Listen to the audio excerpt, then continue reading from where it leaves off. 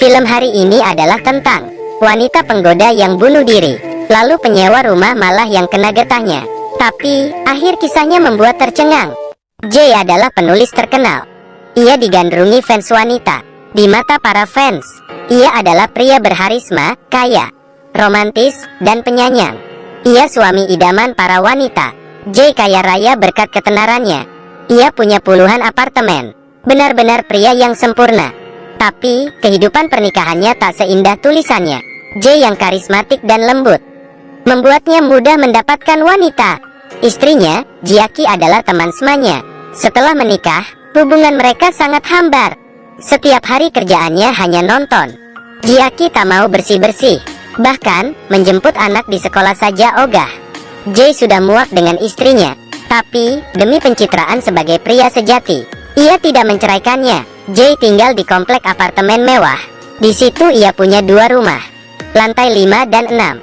Keluarganya tinggal di lantai 5. Lantai 6 masih kosong. Jiaki mencari agen properti untuk menyewakan lantai 6. Di sini sewanya mahal karena merupakan kawasan elit. Harga sewanya mencapai 20 juta rupiah.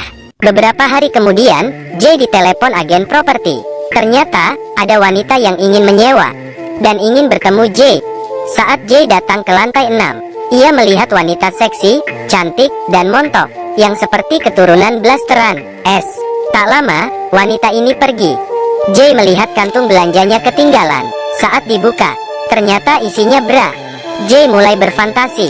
Sorenya, agen properti menelepon dan bilang wanita itu ingin menyewa. Tapi, budgetnya hanya 10 juta. Jauh di bawah harga pasar. Tapi, Jay malah setuju. Wanita itu pindah ke lantai 6.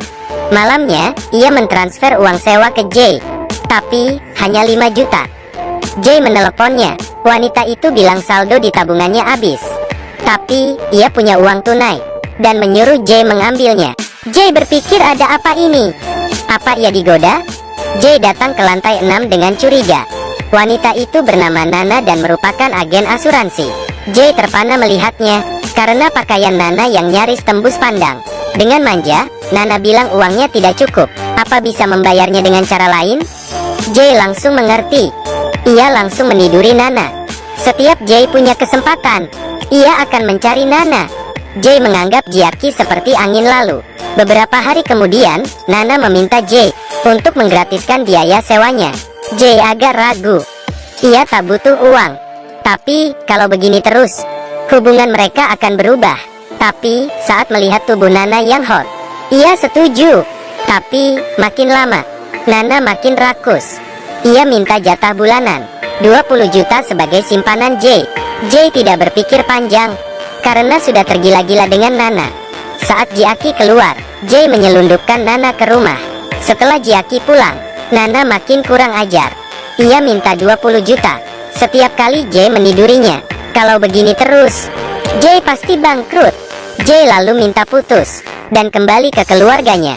Tapi, mana mungkin Nana melepasnya. Nana berpapasan dengan Jay di lift. Lalu ia meremas pantat Jay supaya tidak ketahuan Jiaki.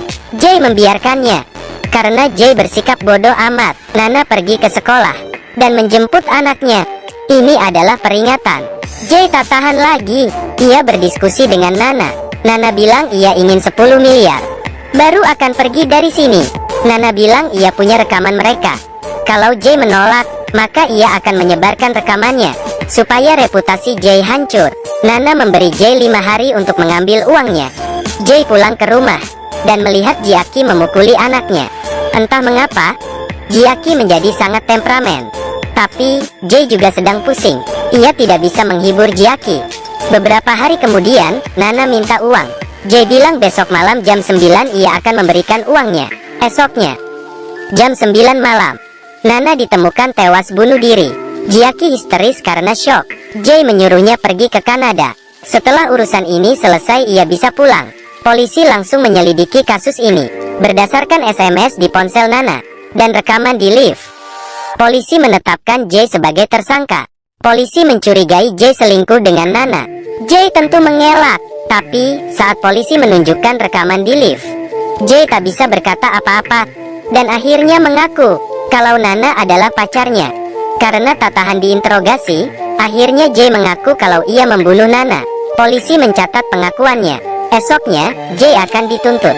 Tapi, malamnya saat menyisir kasus, polisi merasa aneh, karena Jay adalah penulis terkenal. Sebelum menulis novel romansa, ia menjadi penulis novel misteri, seorang penulis novel yang terkenal. Bagaimana mungkin dengan mudah membunuh orang? Polisi memutar rekaman pengakuannya. Ia memeriksa ekspresi Jay dan tahu kalau Jay berbohong. Ia awalnya terus mengelak, lalu akhirnya mengaku. Jay tampak seperti sedang bersandiwara. Polisi curiga kalau Jay melindungi pembunuh aslinya. Pembunuhnya bukan Jay. Polisi lalu memeriksa rumah Jay. Setelah Jay diringkus, istrinya Jiaki menghilang entah kemana. Polisi curiga kalau Jiaki adalah pembunuh Nana. Mereka menemukan buku harian Jiaki.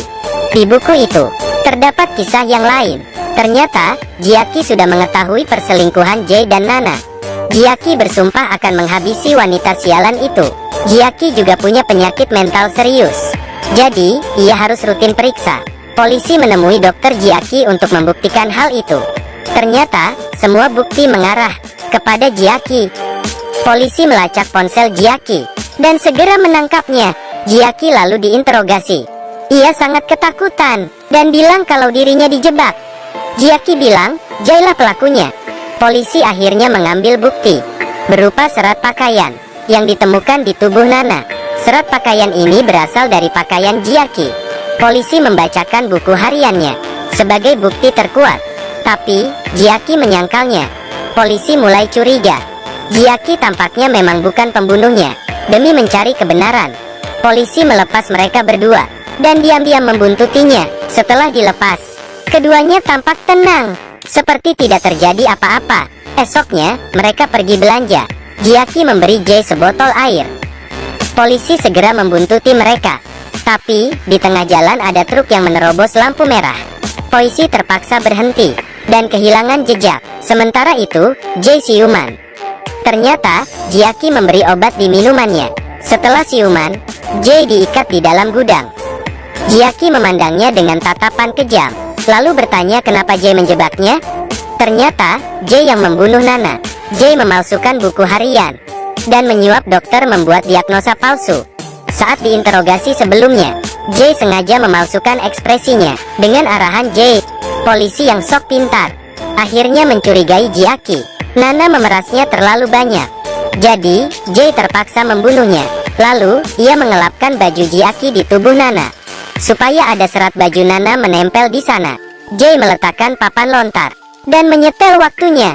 Saat waktunya tiba, Nana akan terlempar jatuh, sehingga tampak seperti bunuh diri. Sambil menunggu, Jay menemui temannya, sehingga ia punya alibi. Polisi juga tak bisa menuntutnya.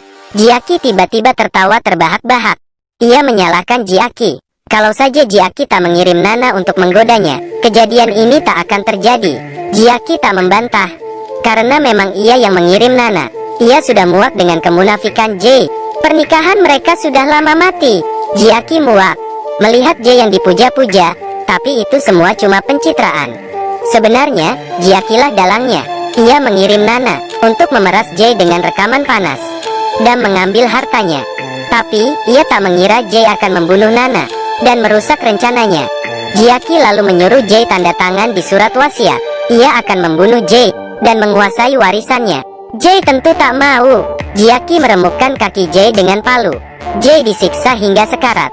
Jiaki sudah kesetanan. Ia mengikat Jay di mesin giling supaya Jay jadi kornet. Di saat terakhir, polisi datang dan menyelamatkan Jay. Akhirnya, Jiaki ditangkap dan dipenjara seumur hidup. Jay ditetapkan sebagai korban dan dilepaskan. Ia lalu menjual semua rumahnya dan membawa putranya ke Kanada. Tak ada yang tahu kebenaran kisah itu selain mereka berdua. Film pun tamat.